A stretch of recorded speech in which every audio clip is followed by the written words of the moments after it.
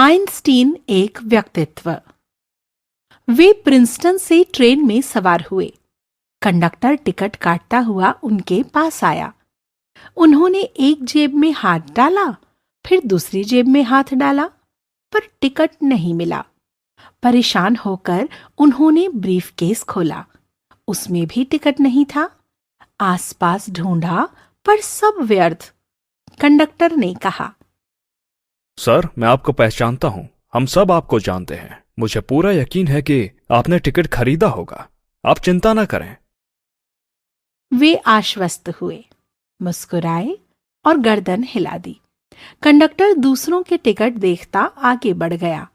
वह दूसरे डिब्बे में जाने को ही था कि उसने देखा वे महाशय घुटनों के बल नीचे झुककर टिकट ढूंढ रहे हैं। कंडक्टर लपक कर आया। सर, आप चिंता ना करें। मैं आपको खूब जानता हूं। आपको टिकट की जरूरत ही नहीं है। मुझे यकीन है कि आपने टिकट खरीदा था। वे खड़े हुए। उन्होंने कंडक्टर की तरफ देखा और कहा, नौजवान, मैं खुद भी जानता हूं कि मैं कौन हूं, पर यह नहीं जानता कि मैं कहां जा रहा हूं। इसलिए टिकट खोजना बहुत जरूरी है। और फिर वे खोज में व्यस्त हो गए। जानते हैं, ये महाशय अल्बर्ट आइंस्टाइन थे।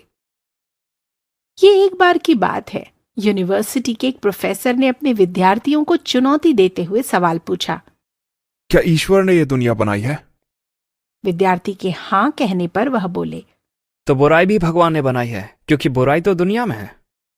इसका मतलब भगवान ही हैवान भी है। तभी एक विद्यार्थी ने खड़े होकर पूछा। प्रोफेसर, क्या ठंड होती है? प्रोफेसर बोले, यह कैसा बेहुदा सवाल है। जरूर ठंड होती है। तुम्हें कभी ठंड नहीं लगती क्या? वह बोला, सर, सच तो यह है कि ठंड का अपना कोई अस्तित्व नहीं है जिसे हम ठंड समझते हैं। दरअसल वह गर्मी का अभाव है। भौतिकी के अनुसार कोई भी उस चीज का अनुभव कर सकता है जिसमें शक्ति है या जो शक्ति का संचार करती है। 0 या 32 डिग्री फ़ारेनहाइट का मतलब है गर्मी का पूर्ण अभाव। गर्मी वह तत्व है जो शक्ति है और शक्ति का संचार करती है। अपने आप में ठंड का कोई अस्तित्व नहीं, गर्मी का अभाव बताते हैं जो ठंड शब्द का प्रयोग करते हैं। प्रोफेसर कुछ बोले इससे पहले ही वह फिर बोला। प्रोफेसर, क्या अंधेरा होता है? प्रोफेसर ने कहा, हाँ, जरूर होता है। सर, आप एक बार फिर से गलती कर रहे हैं। अंधेरे का अपना कोई अस्तित्व नहीं है। अंधेरा दरअसल प्रकाश का ना होना मात्र है। आज तो न्यूटन के प्रिज्म की मदद से सफेद प्रकाश को कई रंगों में विभाजित कर हर रंग की तरंगों का अलग अलग आभास कर सकते हैं। लेकिन अंधेरे को नापना संभव नहीं है। प्रकाश की एक किरण ही काफी होती है दुनिया से अंधेरा दूर करने, उसे जगमगाने के लिए। क्या यह सच नहीं है? वह पुनः बोला। सर, क्या बुराई कुछ है?